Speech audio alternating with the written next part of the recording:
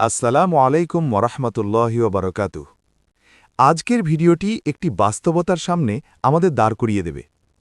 আমরা অনেকেই নিয়মিত নামাজ পড়ি, কিন্তু মাঝে মাঝে এমন কিছু ভুল করে ফেলি যা আমাদের অজান্তেই নামাজ বরবাদ করে দেয়। আজ আমরা জানব সেই 7টি গুনাহ যা নামাজকে ধ্বংস করে দেয়। চলুন শুরু করি।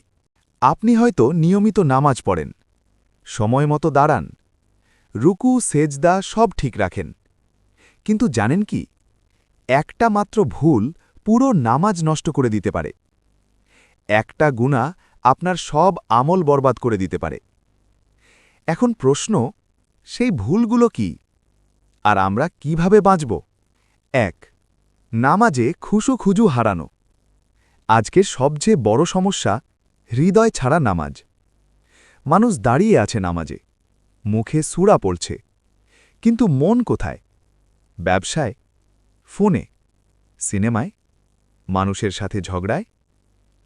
আল্লাহ বলেছেন, নামাজে সফল তারা যারা মনোযোগী। মনকে এক জায়গায় আনতে চাইলে আজান শোনামাত্র দুনিয়া থামিয়ে দিন। প্রথম তাকবীরে মন বসান। অর্থ বোঝার চেষ্টা করুন, তাড়াহুড়ো করবেন না। যে নামাজে মন নেই সে নামাজ শরীরে আছে কিন্তু আত্মা নেই। ২. হারাম উপার্জন। নামাজ কবুল হওয়ার শর্ত শুধু রুকু সেজদা নয়, আপনার রিজিকের উৎস। যদি সুদে ব্যবসা, ঘুষ, প্রতারণা, চুরি, ভেজাল, অন্যের হক নষ্ট, তাহলে নামাজের আলো নষ্ট হয়ে যায়। রাসূল সাল্লাল্লাহু আলাইহি ওয়াসাল্লাম বলেছেন, হারাম খাবার থেকে গড়া দেহে ইবাদত স্থান পায় না।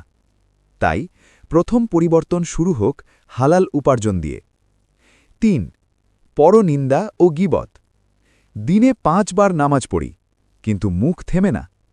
অতিরিক্ত গসিপ, অন্যের দোষ খোঁজা, পিছনে বদনাম। কোরআনে আল্লাহ বলেছেন, গীবত মৃত ভাইয়ের মাংস খাওয়ার মতো।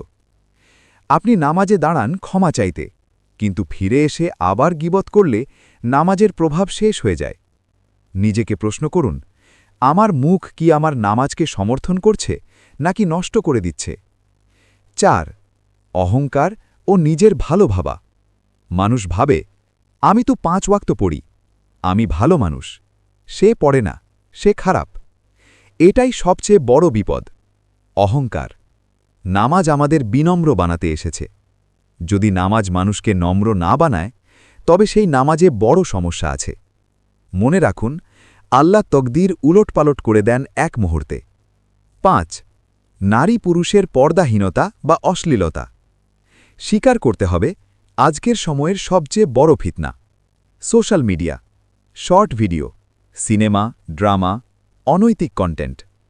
একজন মানুষ যদি দিনে ঘণ্টাখানেক পর্দাহীনতা দেখে আর 5 মিনিট নামাজ পড়ে, কোনটা তার হৃদয়ে গভীরভাবে বসবে? নামাজ রক্ষা করতে চাইলে নজর রক্ষা করা জরুরি। ৬. নামাজ বিলম্ব করা।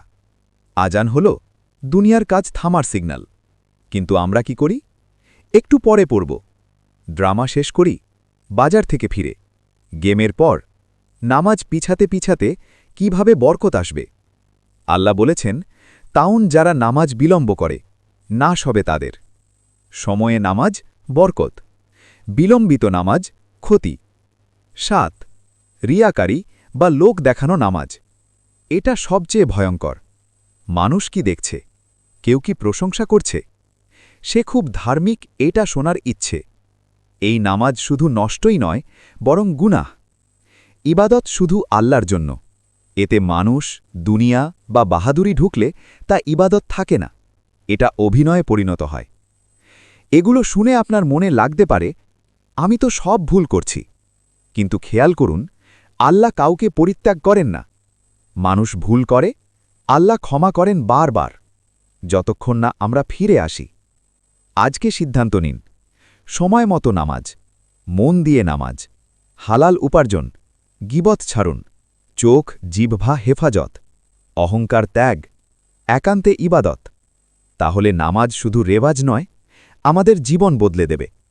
ভিডিওটি ভালো লেগে থাকলে লাইক দিন, কমেন্ট করে জানান, আর সাবস্ক্রাইব করুন এমন ঈমান জাগানো কথা নিয়মিত পেতে। আল্লাহ হাফিজ ওয়া আসসালামু আলাইকুম ওয়া রাহমাতুল্লাহি ওয়া বারাকাতুহু।